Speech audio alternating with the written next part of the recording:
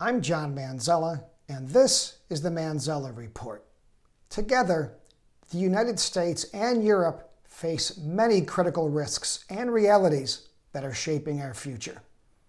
In this brief video, I'll touch on three. Number one, the direction of globalization and Chinese challenges. Two, demographic shifts and worsening labor shortages. And three, rising inequality and threats to capitalism. Now, understanding these risks and realities, the challenges they pose, and how to adapt will be necessary to survive and thrive in the years ahead. Let me begin with number one. The US and Europe both operate on economies of scale. As a result, it's essential for our producers to achieve secure access to the world's 8 billion consumers, not just access to our domestic or regional markets. Unfortunately, with global trade protectionism on the rise and the likelihood of forging new free trade agreements low, global access for our companies is at risk.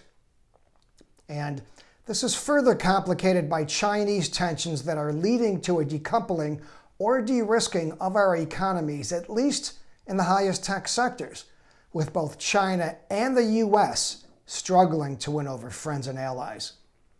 The bottom line, trade patterns are shifting and new partners are emerging, requiring entirely new supply chains.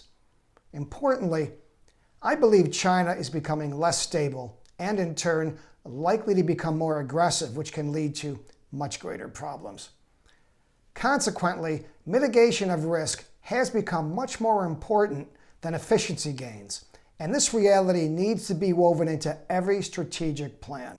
With regard to the second issue, demographic shifts and worsening labor shortages, much of Europe, the US, as well as China and many other countries are experiencing declining fertility rates that are now below replacement levels. Unless action is taken to boost legal immigration and/or quickly implement new technologies that increase productivity, this will translate into fewer workers, worsening labor shortages, fewer consumers, and fewer investors, which can result in lower living standards. And today, due to the demonization of immigrants and related cultural concerns, many countries are left with one option: automation.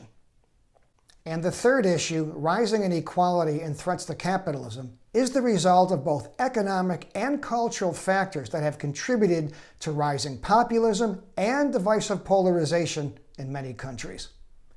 History demonstrates that populists on the far left tend to implement policies that significantly boost taxes and disincentivize entrepreneurs to take risks, resulting in poor growth and declining standards of living.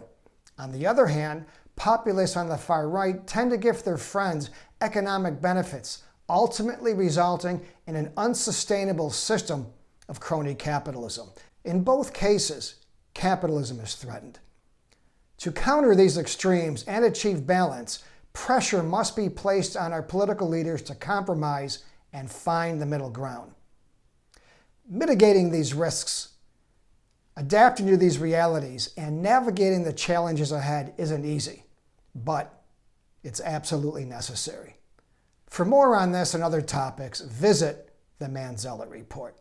Thank you.